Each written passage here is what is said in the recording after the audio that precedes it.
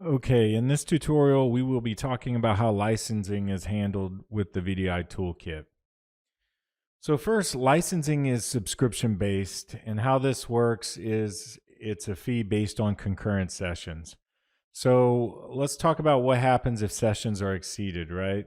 Well, first, you will get a warning if you've exceeded your concurrent session count. And if it exceeds it for 21 days straight, then some functionality within the management console will quit working.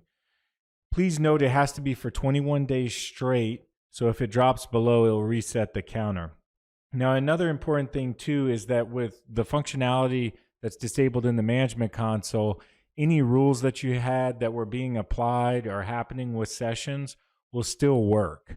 So your end users are not going to suffer if you go out of licensing. You just won't be able to create like new rules and things like that. So they'll be able to keep driving on and working. So that gives you time to square that away if need be. Um, Lastly, the licensing includes support and free version updates as well.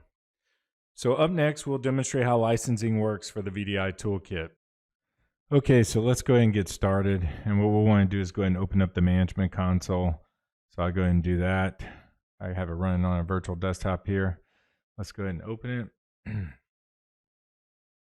Okay, as we can see, it's not currently licensed. And so some stuff is disabled and won't work. And it immediately brings us to the licensing page.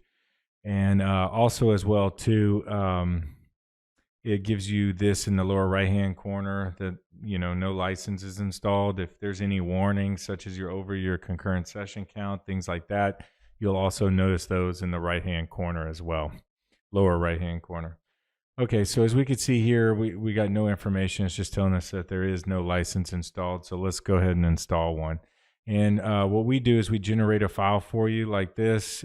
Please note that you should not open the file, edit it, or anything like that, as you could corrupt the licensing file and have to have a new one generated.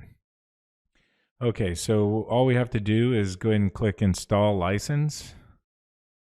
And from there, I'll go ahead and navigate to the desktop and I have my licensing file. So I'll go ahead and open that. And it will confirm that we want to install the license. And it also does a pre-check on it to make sure it's a valid file. I'll hit OK. And once that's been installed and set up, as we can see, it is licensed now. And now we can access anything that we need to over here as well, too. And it has your licensing information about who it's licensed to, contact information, whatnot.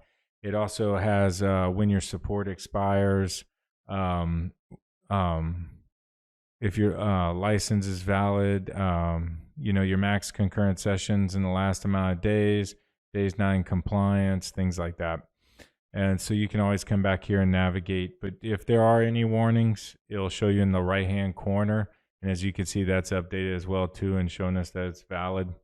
And so if there were warnings, you would see it there and it would be yellow. And if there were any type of errors with the licensing or hard issues, it would tell you there in red. So I hope you found this tutorial useful and thank you.